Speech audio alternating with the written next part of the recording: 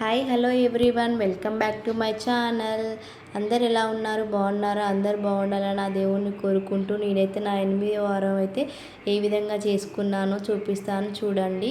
2 వారాల పూజ ఈ వీక్తో అయితే కంప్లీట్ అయిపోయిందండి. మార్నింగ్ అయితే లేసాను. నేను లేవగానే ఇంటికైతే ఊకి చల్లైతే వచ్చానండి. తర్వాతకి పైకి వచ్చిన తర్వాతకి ఇల్లు అయితే చక్కగా ఊడ్చుకొని మాప్ అయితే పెట్టుకున్నానండి. మాప్ పెట్టుకునేసరికి అయితే కొంచెం అయితే తెల్లవారుతుంది. తర్వాతకి ఇంటికైతే వెళ్ళి చక్కగా ముగ్గు అయితే పెట్టుకుని వచ్చానండి. చూడండి ముగ్గు ఏ విధంగా ఉందో, నాకైతే చాలా బాగా నచ్చిందండి నా ముగ్గు. తర్వాతకి పైకి అయితే వచ్చి గడపలు అయితే ఈ విధంగా అయితే పుదించుకున్నాను. తర్వాతకి ఫ్రెష్ అప్ అయ్యి అయితే వచ్చానండి. వచ్చిన తర్వాత నేనైతే ఏదైనా నైటే అన్ని పనులు పూర్తి చేసుకొని పెట్టుకుంటానని చెప్పాను కదండి. అదేవిధంగా నైట్ అయితే అన్ని పనులు అయితే పూర్తి చేసుకొని పెట్టుకున్నాను.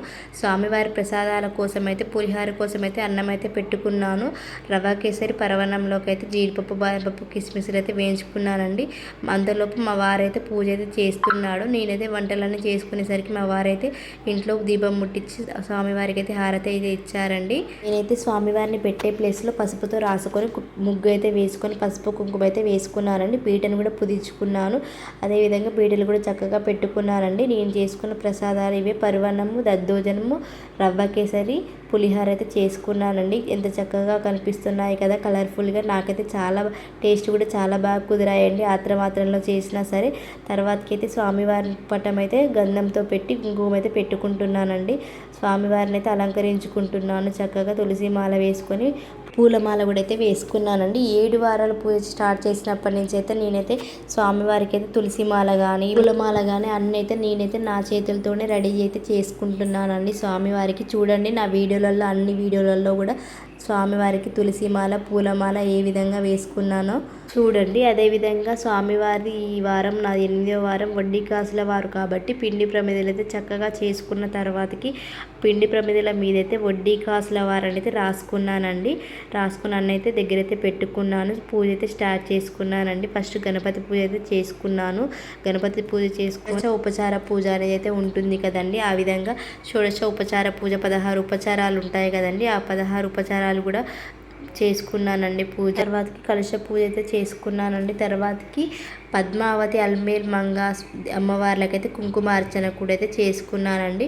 కుంకుమార్చన చేసుకున్న తర్వాతకి దీపాలు అయితే వెలిగించుకున్నాను. వెలిగించుకున్న తర్వాత పూజ అయితే అయిపోయిందనమాట.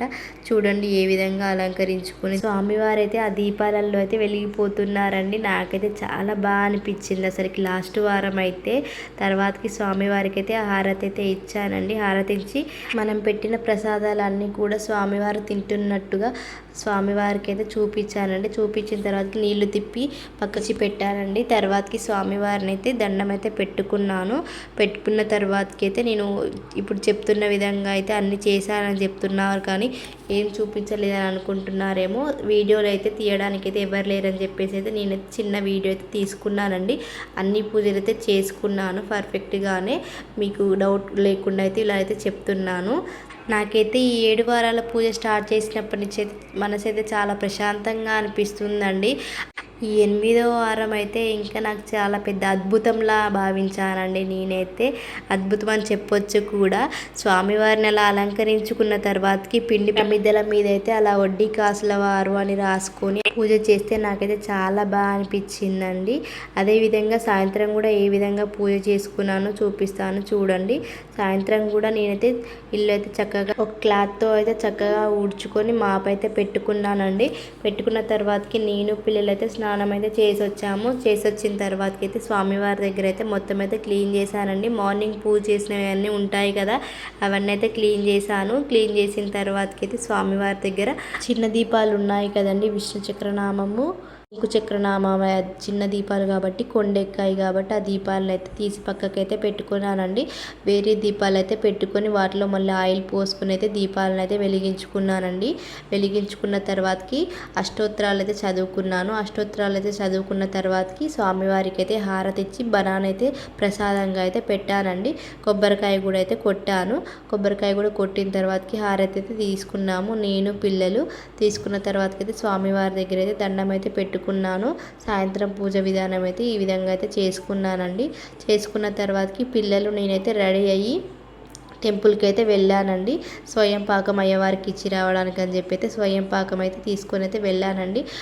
స్తోమతకు తగ్గట్టుగా మనకు చేతనైనంత వరకు అయితే అయ్యవారికి అయితే ఇచ్చి రావడం మన బాధ్యత కాబట్టి అయితే వెళ్ళానండి. కొబ్బరికాయ అయితే తీసుకొని లోపలికి అయితే వెళ్ళి కాళ్ళు కడుక్కొని స్వామివారి గుడి చుట్టూ అయితే ప్రదక్షిణలు అయితే చేసుకున్నానండి. చేసుకున్న తర్వాతకి అయ్యవారి దగ్గరికి అయితే వెళ్ళి స్వామివారికి అయితే స్వయం పాకం ఇచ్చి 116 అయితే పెట్టానండి. పెట్టి తర్వాతకి స్వామివారి దగ్గర అయితే మొక్కుకున్నానండి. నా 8వ వార పూజ ఎలా అనిపించిందో కామెంట్ బాక్స్లో కామెంట్ చేయండి. Thank you for watching.